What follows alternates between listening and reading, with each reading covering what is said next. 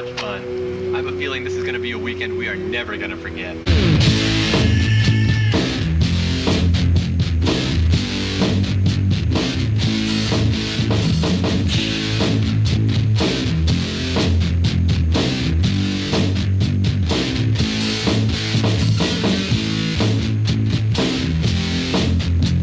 Hey, what's up meatballs? Mr. MeatHook here, coming to you today with another one of Mr. MeatHook's shitty video reviews, where I take a look at the best of the worst of the worst. I'll tell you if it's good shit, bad shit, or even worth of shit.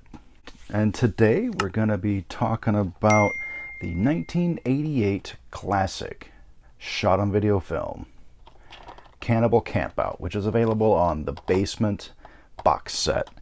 If you're not familiar with the Basement box set, it's a 3-disc and 1 VHS set, which contains The Basement, Video Violence 1 and 2, Cannibal Campout, and Captives from 1989.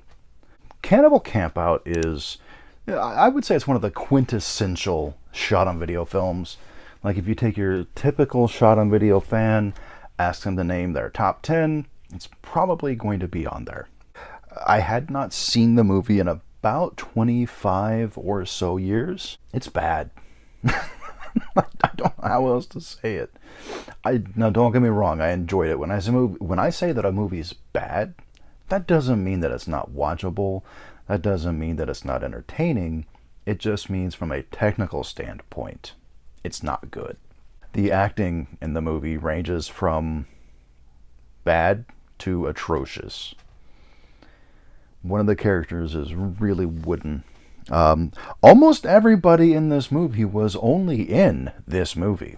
It's written and directed by Jon McBride, who's probably more better known for Wood Chipper Massacre, which came out the same year.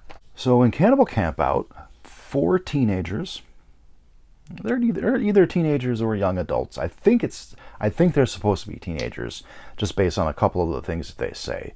Pretty sure that the actors are actually young adults. But anyways, they go on a camp out to a small city whose name is escaping me at the moment. I do apologize. They go on a camp out to a small town. They come across cannibals. They start getting picked off one by one.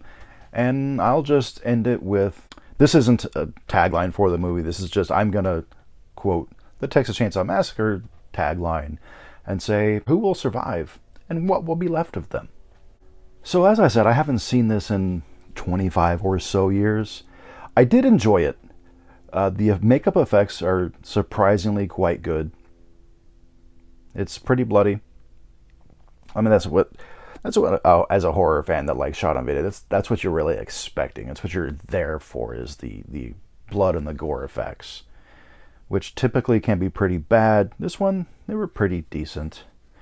I liked the locations.